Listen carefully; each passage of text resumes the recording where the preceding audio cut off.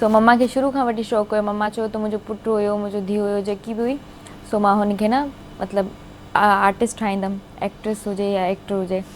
सो हुन खां पोइ वरी मम्मा पंहिंजी ख़्वाहिश इहा ज़ाहिर कई, चयो त ईअं ईअं मूंखे ख़्वाहिश हुई, पर मां त न थी सघियमि छो जो मुंहिंजी मम्मा सैयद फैमिली खां बिलोंग कंदी आहे। जी। सो मम्मा जी फैमिली में इजाज़त न हुई। पोइ जॾहिं मम्मा जी शादी थी, सो हुन खां पोइ वरी मम्मा चयो त मां पंहिंजी औलाद खे ज़रूरु आर्टिस्ट ठाहींदमि।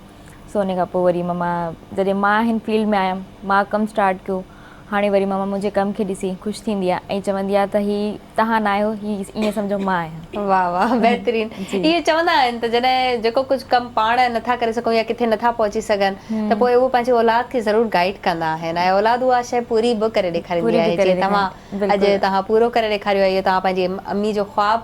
अच्छा, कॾहिं खां स्टार्टिंग कई, कहिड़े टीवी चैनल तां, कहिड़ो प्रोजेक्ट हुयो पहिरियों?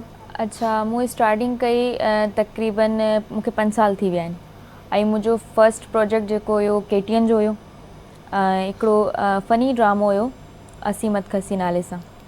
हुन खां मूं स्टार्टिंग कई। हुन खां पोइ मूं इलाही सारा प्रोजेक्ट कया KTN जा। हुन खां पोइ मूं सिन TV जा इलाही सारा प्रोजेक्ट कया।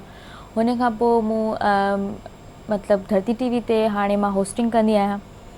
2-3 प्रोग्राम्स आहिनि ऐं हाणे त रमज़ान थो हले त उन हिसाब सां कुझु किचन शोज़ वग़ैरह आहिनि, उहा मां होस्ट कंदी आहियां। सही। अच्छा लैबा, जॾहिं किचन जो शो कंदा आहियो, नओ एक्सपीरियंस हूंदो इहो बि तव्हांजे लाइ, ऐं जॾहिं रोज़े में असीं कुझु पचाइण बीहूं था कीअं फील थींदो आहे? अॼु बि मुंहिंजो ॾींहुं में मतिलबु हाणे मां करे आई आहियां शो, हुतां खां शो खां डायरेक्ट तव्हां ॾे अचां थी। सो मुंहिंजो रोज़ो बि आहे ऐं मां हुते शेफ़ खे चवां पई त तव्हां हिकु त इहे रमज़ाननि में जेके किचन वारा शो रखंदा आहियो ऐं खाधा तव्हां पचाईंदा आहियो असां रोज़ेदारनि जे साम्हूं, ई तव्हांखे ॾोह न थींदो हूंदो?